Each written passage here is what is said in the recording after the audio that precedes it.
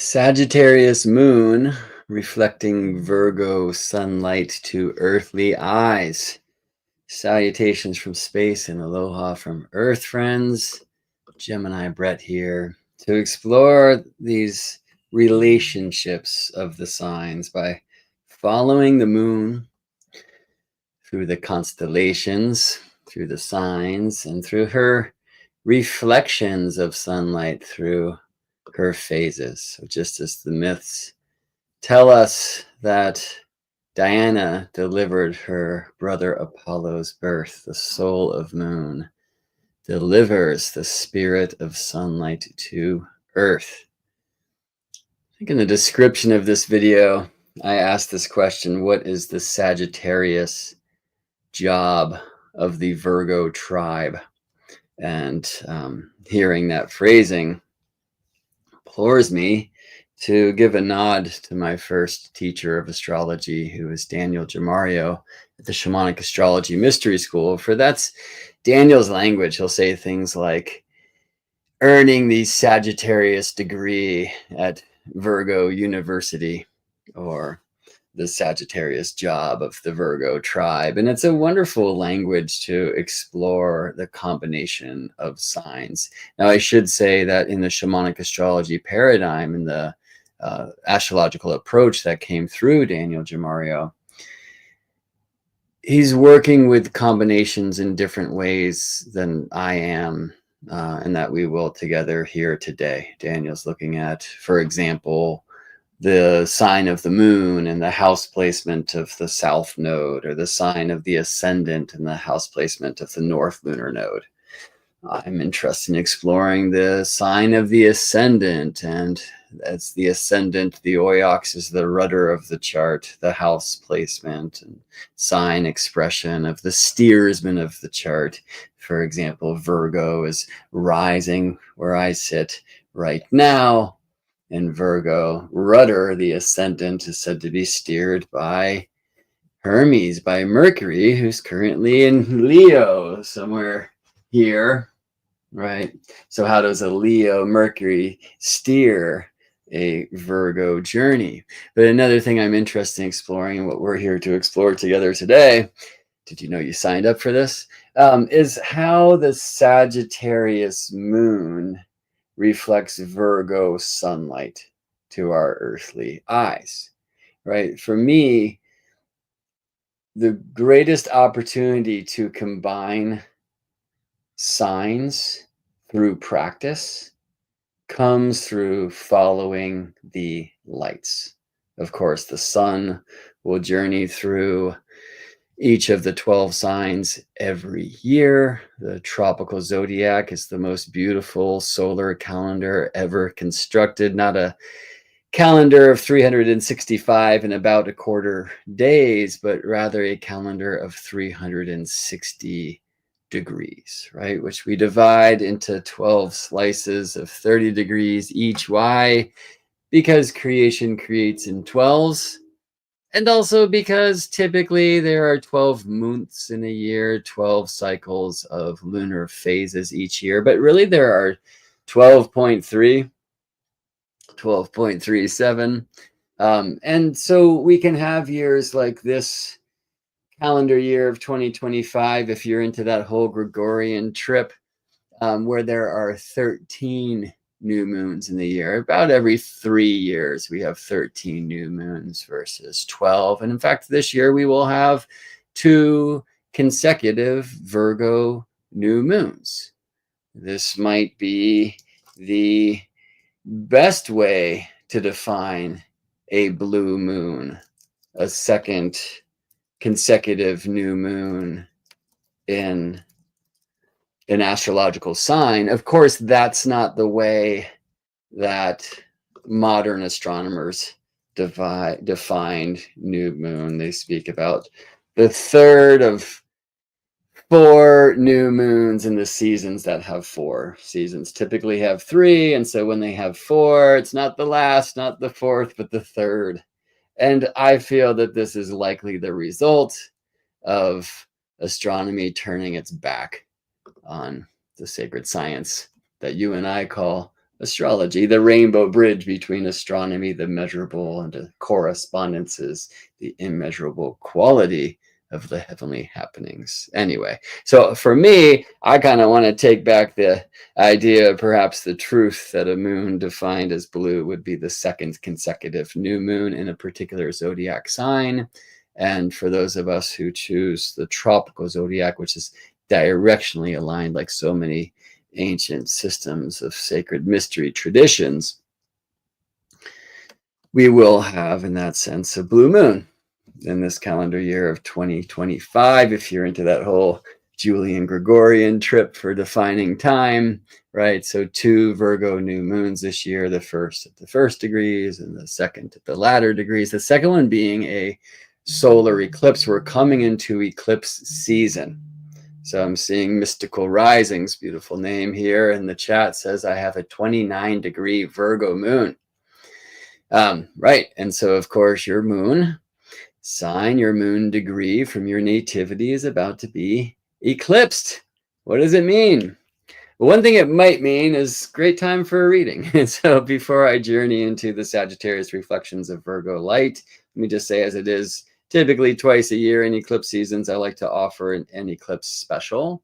And so if you type geminibrett.com/shadow into your magic machine, you will find your way to a scheduling page where you can book a hour-long eclipse session with me for $108. 108 perhaps being the most important eclipse number, the number of sun, moon, and earth. All right. But shadow play for another time. Let's now talk about the light. Let's talk about the tides, which result from the sun, the moon, and the earth. Right. So where I sit right now in Berkeley, California, the Virgo sun has just risen.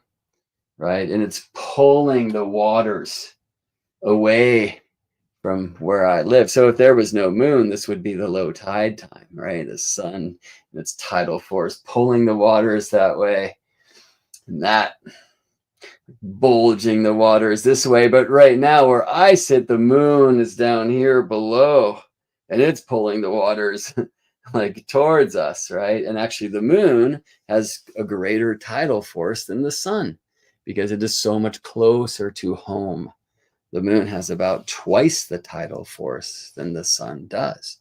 So though the sun is trying to create a high tide experience right now, it is losing in that intention to that of the moon. Where I am locally, it's going to be different for you, right? Where I am locally right now, it would be actually low tide because the moon, it'd be high tide. The sun's trying to make tide low, but the moon's winning and making our local tides high right now, right? And when the moon and the sun are square as they are right now, it's like the astrological or astronomical, really geometrical term that we use to describe this state in the lunar cycle, in the cycle of phases, right? Which we call the waxing half moon, because we see half of the moon's face illuminated. But we also call it the first quarter moon because this is a quarter of the way through the cycle of moon and sun, right?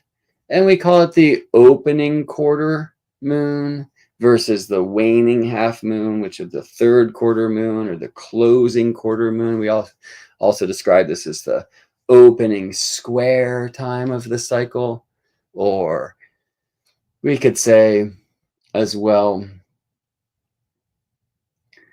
the waxing half moon or the waxing square moon is how I prefer to name this, because it helps me then bring many of the components of the astrological systems together into a phrase. And that's my wish here as I follow the lights this year. I've just begun this journey a few days ago of reflecting upon the way the moon reflects sunlight to our earthly eyes, right? And looking at the moon through the 12 signs,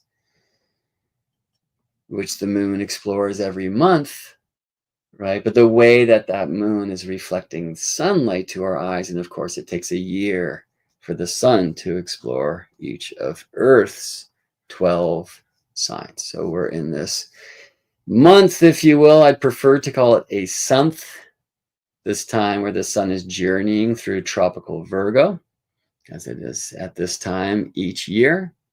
And so as the sun is shining one light through the Virgo mystery tones, how does the moon reflect that Virgo light? From Virgo, new moon. From Libra, the waxing semi-sextile. Right? From Scorpio, a Scorpio moon reflecting Virgo light to our eyes, the waxing sextile. And now from Sagittarius, right? So we might reflect upon, or let's talk Virgo, get out and experience that tidal essence, right? This interesting thing that when the lights are square, their tidal forces compete, right? So this is the time of the month, the time of the phases, the time of the lunation, known as the neap tides, right? So when the moon and the sun are conjunct for new moon, or when they are opposed for full, we are in the time of the month called spring tides, right? King tides, but no kings, especially when we're in the Virgo tune, right? Leo was last month, right? So the spring tides bring the highest high tides of the month and the lowest low tides of the month, right? The extremes, because when the moon and the sun are conjunct, or when they are opposed, they are combining in their tidal forces to either pull the waters of your local experience away or pull the far waters towards you. And I don't mean to turn this into a dissertation of the tides, but I will suggest that in your earthly experience and your practices, and there's a lot of Virgo in that, yes, that participating with the tides, learning the way that the lights, the sun and the moon, affect your local earthly experience, the way that they pull on the waters and pull them out and bring them back in. Like, it's an intriguing thing to explore. And if there's no body of water near you, remember that you also have waters within, right? All right.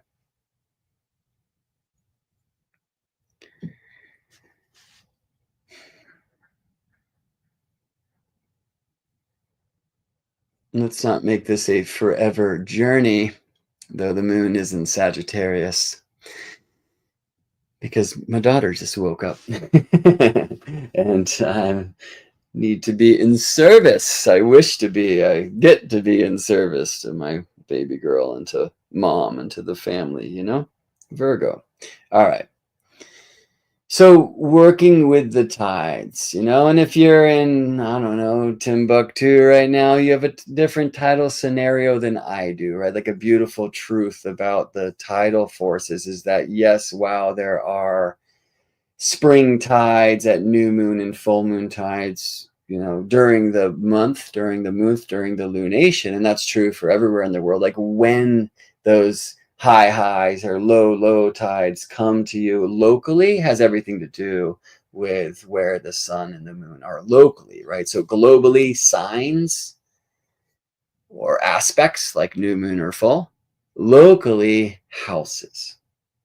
There's a question here from Merriman. Neap tides, Neap, the time of the month when the moon squares the sun, both in the opening square, like now, the waxing half moon, and in the closing square, the waning half moon, right? We have so-called neap tides because the tidal forces of moon and sun compete at those times.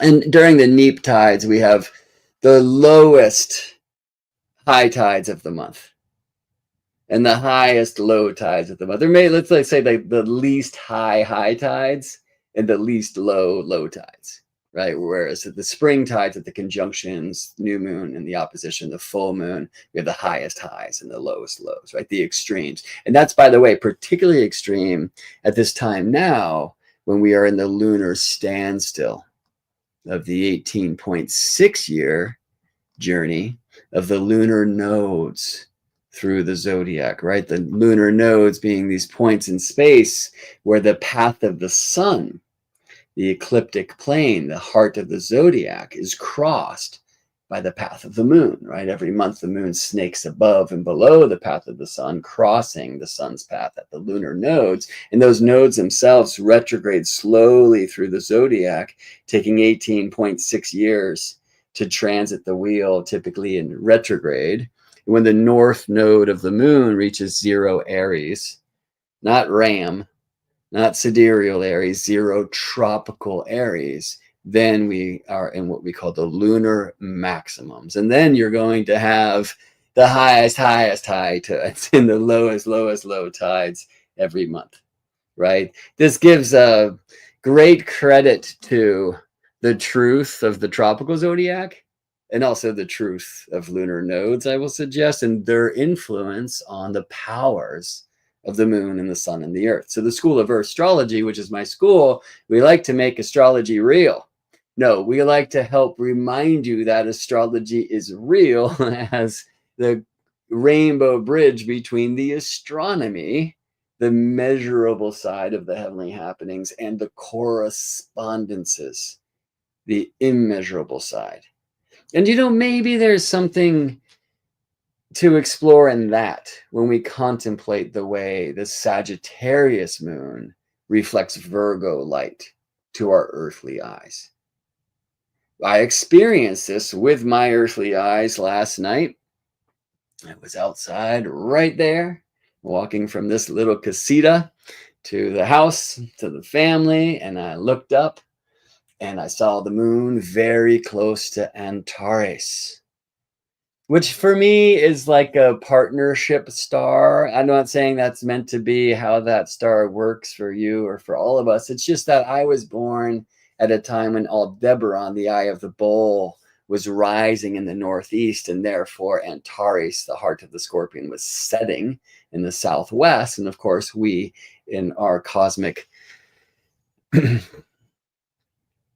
sacred science know that the descendant, what is setting, has to do with our relations, othership, and our relations to relationship and partners, right? And so for me, because Antares was setting in the moment of my birth, I am reminded when I gaze at that amazing royal star to be a good partner, right? To celebrate the ways in which I am and to set intentions to improve. Oh, wait, I'm talking Virgo, perhaps, in the ways in which I am not yet or could do better, etc. Right? So last night I'm out here and I was actually walking to the house to get involved.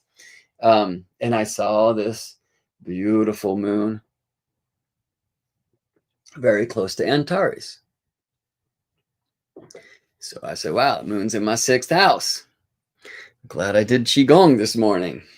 All right. I'm glad I was in service to my community, right? So constellations, if you don't know, is the School of Astrology's community where we have a teaching every week and gatherings throughout the week to talk story, to share notes, to explore charts together. GeminiBrett.com/constellations if you want to find out more. All right. It's a wonderful, wonderful place. Right. So that happened yesterday and that felt great. And last night when I experienced this Sagittarius moon and I sat there and really tuned in, I knew I was doing my Virgo thing as well, because my yoga, my sacred practice is being with the living sky. In as much as, of course, I can see in a chart, in fact, in our class yesterday or our gathering yesterday in constellations, we were speaking about the moon squaring the sun, the Sagittarius moon squaring the Virgo sun, like we were looking at it in a chart and a screen here and sharing it on the video throughout the wide web of us connecting nodes around the globe. Beautiful. But it's a whole other thing when outside with the lenses I call eyes, I'm receiving the light of the sun beneath the horizon, reflected by the moon above. And I could see that the moon was close to Antares, but not yet there. I could see that the moon was on track to occult or cover Antares up. I think there was an occultation between that time and now. I don't know if that's true. It would have happened beneath the horizon, so no opportunity for me to see it. So I went to bed. But anyway, that helps me understand where the nodes are now. It helps me experience, have a sensual experience,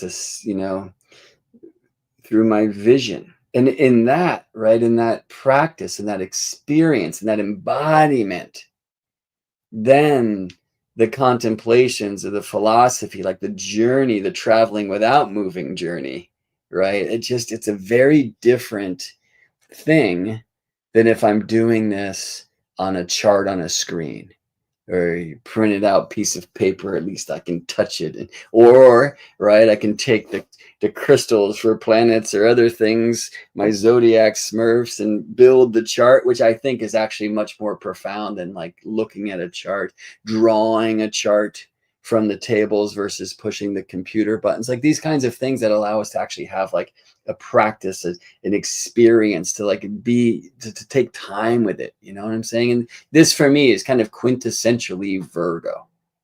So the moon's in Sagittarius, yes, but why can I see her? Imagine if there was no sun. Obviously, we wouldn't be here to look. But if we could, right, the only way to experience the moon would be through the occultation of stars. Like if moon hides Antares from my view, and then Antares is reborn after the moon passes by, right?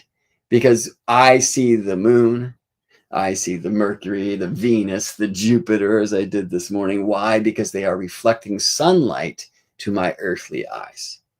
And while I'm pretty far from a sun sign astrologer, I do have to honor that truth, that moonlight is sunlight reflected to my earthly view. Sometimes you see the other part of the moon besides like the crescent reflecting sun to earth illuminated. We call this earth shine, but that's still sunlight. It's sun off of earth, off of moon, and back to earth. Tale for another time. I did not really see earth shine last night. I saw a straight line in the moon, which is such a strange thing because the moon is such a curvy being. So if I want to explore the way that Sagittarius moon, Sagittarius soul, delivers Virgo sunlight, Virgo one light, Virgo spirit to this earthly matter, well, I can contemplate Sagittarius and Virgo. And again, I love the language of the Shamanic Astrology Mystery School, though they're applying this language in different ways through the charts. Like, what is the Sagittarius job of the Virgo tribe? What is the Sagittarius degree that you can earn at the Virgo University, right? I love Daniel's language in that regard. It's very helpful for me. But we can contemplate this archetypally. The beautiful thing about the moon and the sun, especially when we're working this way, like we're experiencing it, you can feel it in your body. I always promote the practice of like holding the sun in one hand and the moon in another. And now in a square, you can feel that 90 degrees in your body. By the way, you'll feel, as we suggest you should in astrology, that's kind of tense. Like feel a square and then open up to a trine. And you actually feel a release in your body. That's a very, for me, earthly and most likely Virgo thing to do, like your yogas, your practices, especially practices that are going to help you get in touch with or relate to the sacred. For me, that's the way of the Virgo mysteries, the priestess work, the green man, the yogi, these kinds of things, getting out to the woods or being with the sky. Like, your Virgo is yours. I'm not here to tell you how to do it, right? For me, much of this is about my sky practice. Robin writes, interestingly here, truth through service, right? As an expression of, because we can hear it here, Sagittarius reflecting Virgo, right? Sagittarius, what's a great word for Sagittarius? Truth, capital T, truth, right? Opposite Gemini, the truth that there are a gazillion truths. For Sagittarius, it's the quest for the one truth, right? Well, how do we find our way there?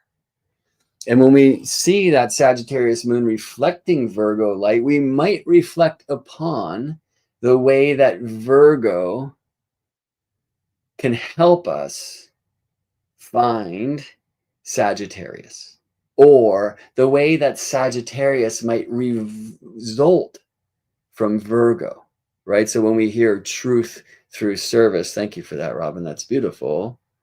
We're hearing that kind of result orientation if we Virgo Sagittarius, right? So truth through service. Or let me have another one, right? Like truth through practice. How about the philosophy, right? The quest, that love of wisdom that we can find through our practice. So for example, a couple days ago, in contemplating how I'm not going to be able to continue my weekly Wednesdays that I've been doing pretty consistently for a year or more, I believe, at Storytelling Hour, due to my partnership. It's like, all right, well, I would still like to share. How do I want to do that? And I was actually contemplating this quite accidentally in a morning Qigong practice. And this arrived. Maybe it's now time for me to stop talking about when am I going to follow the lights to really channel into the 144 combinations of moon through the 12 signs, reflecting sun through the 12 signs to our earthly eyes. Maybe I should do it. And, I'm wondering if maybe I should sit down and start writing about these things. And I'm wondering also if maybe the next couple of days would be a good time to start that. Why? Because a Capricorn moon, get to work, but maybe also because a Capricorn moon reflecting Virgo light gives us a fifth-ness of fertility and creation and birthing. And you see?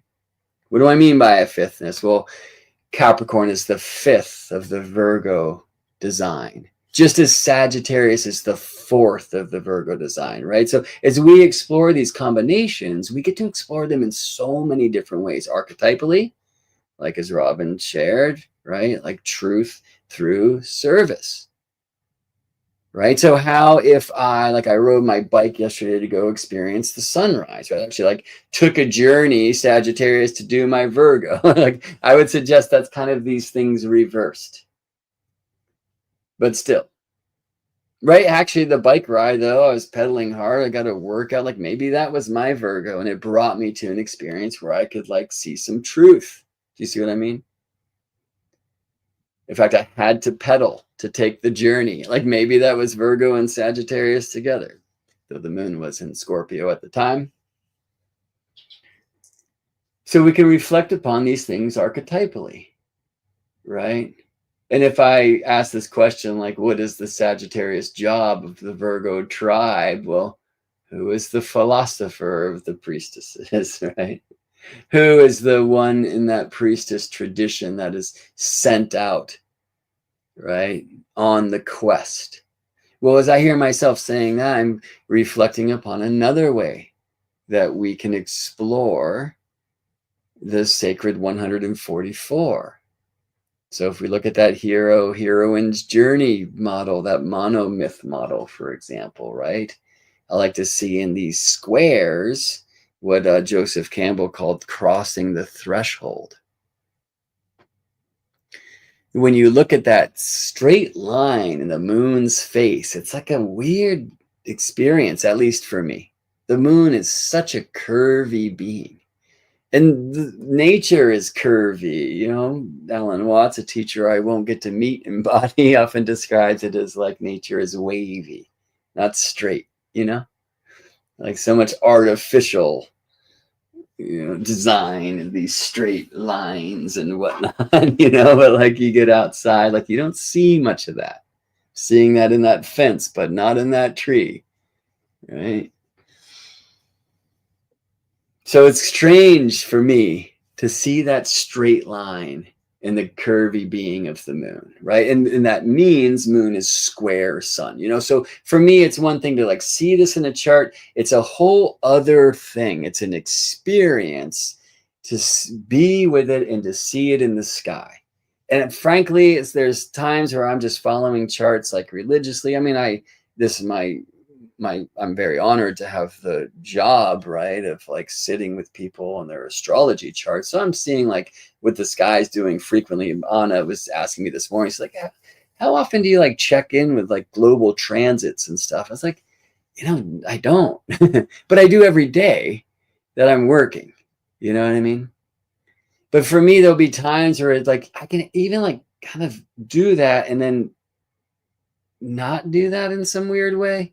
Like there's times where I'm just kind of like through like practice, like, you know, religiously working with the chart every morning, setting intentions, seeing the things, whether I want to get on and teach about it or speak about it or share about it. It's like, no, like how can I get aligned, right? And that's wonderful when I'm in that practice, which I suggest, like that's my favorite Virgo word, the sacred and practice, right? And especially sacred practice, right? Practicing with the sacred. For me, that's Virgo. I'm not saying it should be for you. For me, that's Virgo, right? So there's days where like that is my practice, or months at a time, every morning, I'm, you know, like with the chart, getting aligned. And then there's times that I'm just not at all, which I think is really important. And this might also be here in the tension of the Sagittarius reflections of Virgo. Like sometimes you need to just like not lose in the chop wood carry water the purpose of why you began, right? So when the Buddha stars himself for 4 years, it said he gets down to 4 kernels of rice, 4 grains of rice a day, right? And at some point he's like, this isn't it. But I would rather, I believe, say this isn't it anymore, right? Like I gotta go out, I've got to explore. Ends up sitting under a tree anyway, but you know what I'm saying? Like sometimes like we'll see that, okay, if I do qigong every morning or tai chi, yoga, asana, whatever, you know, meditation, like it's going to eventually really unlock something for me. But then sometimes we can kind of lose that purpose. I think it's important to. I think it's like set it and forget it, you know, but then remember it. Like remember why you set the intention, why you started doing the work, why you started doing the practice. Now, like our need to get there can take us away from getting there, because we got to do the thing, right? And you can feel that in the tension in the square, right? In Hawaii, in these times when the moon is square, the sun, whether waxing or waning, they call it the Olis. It's like 3 days on either side. It's like just a time for introspection, self-reflection, like give people space. It's amazing that in that tradition, you hear something similar to the expressions of astrology that suggests these squares, whether between the moon and the sun, which we can really see, right, in the shape of the moon's smile, or otherwise, like there's tension. And you know, there's a perpendicularity from Earth's point of view. The sun is going that way and the moon's going that way, right? So like it's not going to happen, fortunately, but they're kind of like, you know, scheduled for like a blindside crash or something, right? Or like astronomically, you know, the Earth is going this way and the moon's coming this way, you know, like there's just this perpendicularity. And so for me, that kind of like helping to make these things more tangible, more like real for me, right? That might not make it more real for you. Like this is so important. This is such a unique and individual thing. Like for me, Virgo is going to really come alive when I'm at the launch pad drawing the sacred geometries. I spoke about this yesterday. I was like, think about how you can use your compass and your rule to create a perpendicular to this line.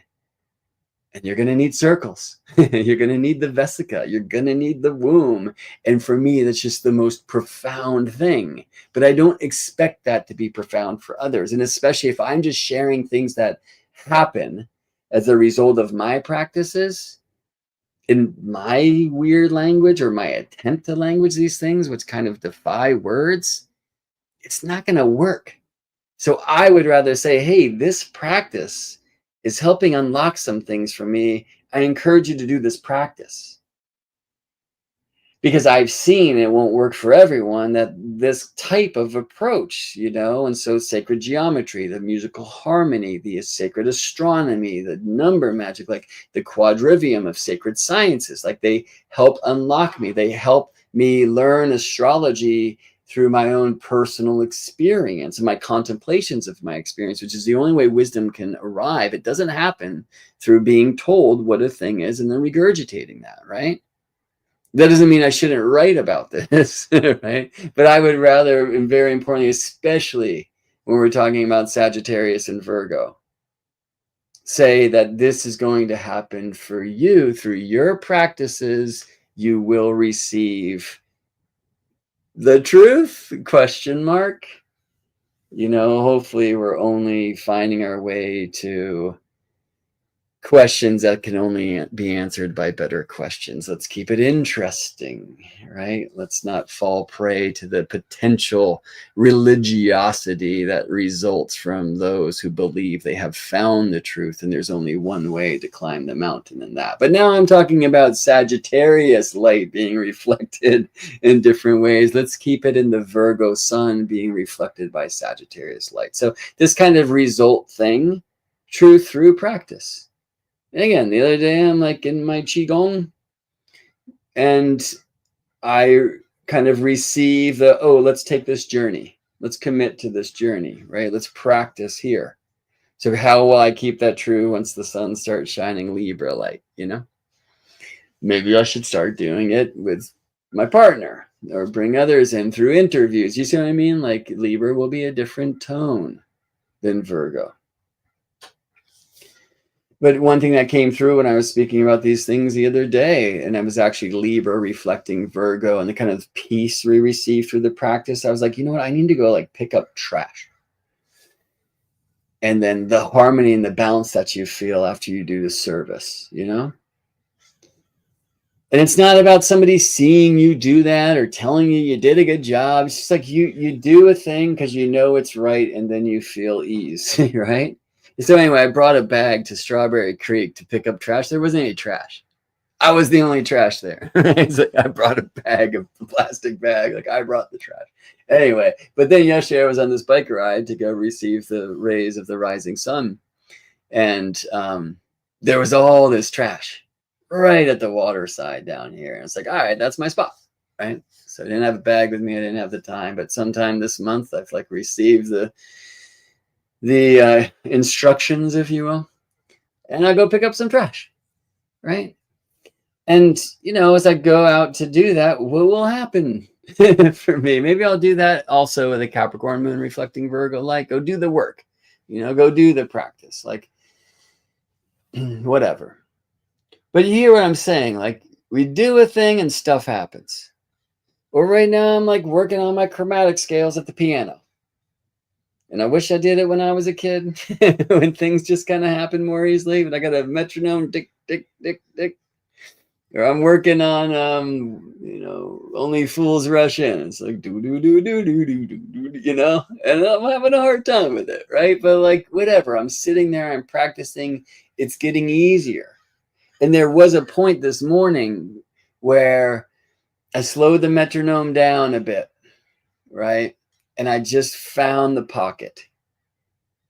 And there's no words for it, but then just you're drop in, everything's happening. You're in that rhythm. It feels right. And the vision space opens. Or I see images like this, and like you can go to the ceremony, you can go to the practice, but that alone is not going to open the journey. Do you see what I mean? And yet it likely will. And it probably isn't easy. So getting back to this idea of crossing the threshold, the moon and the sun are together at new moon time, and then the moon journeys away. And there's this point, right, where this straight line is in her curvy body. And it's like, whoa, she's like breaking through to the other side. And she'll be like kind of fully there when full, right, and opposite the sun in a week from now. There's something there, kind of, what in the monomyth it's described as leaving the regular world for the special world, right? Well, what is the special world of the Virgo mysteries? What is the regular world of the Virgo? Like, that's going to be a different regular world than the regular world of Libra, where Capricorn is the place where the journey crosses the threshold, if we're using this potential model, which I find a lot of truth in. Right? So as Virgo sets this intention, plants this seed, sprouting, right? Moon gets to Sagittarius. Now we're in a whole different world, literally, right? Where the seed was underground, and now it's sending shoots and breaking through, and the rains and the winds, the dogs, one just showed up here, like that kind of thing that now that the plant has to deal with. The wind, it bends the plant so it can grow strong. See what I'm saying? But there's things like that in this square. So if I'm going to contemplate Sagittarius and Virgo, and the way Sagittarius reflects Virgo, like this is all about relationship. It is all about journey. It's all about phase. All right. So let's leave that there from me today. But I hope that these tides and these lights and these shapes will further inspire you to receive through your practices your own journey towards truth. And I hope we'll never get there. Okay. All right. Thank you so much, friends, for spending some time. You can support the work at GeminiBrett.com. It is that time of the year called eclipse season. Right, full moon of this cycle will be a lunar eclipse followed by a solar eclipse. So GeminiBrett.com/shadow if you would like to take advantage of an opportunity to tune into some eclipse astrology with me. You can find a 60-minute session for $108 there. I want to plug one other thing.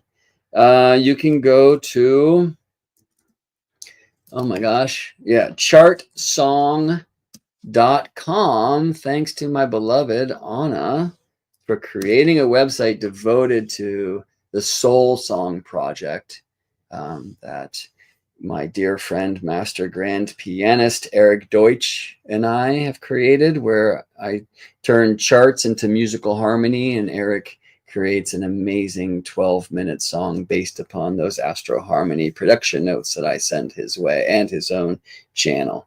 And it's amazing to experience your chart not through words and alone, but through an embodied dance, music. Right? Music makes the world go round. GeminiBrett.com/constellations. If you want to come join our community for a month and see how it is, we explore these mysteries together. We want to hear your voice. And I feel your voice and love your energy here. I like Robin here says too, I like the mercurial idea to write the elections of all the combos through the year. Thank you. Yeah, another way we might explore Sagittarius reflecting Virgo is the idea that Sagittarius is Jupiter's world and Virgo is Mercury's world. So why would those two have tension square? How can they help manifest, which is the essence of square as well? Sprouting ain't easy, but is worth it.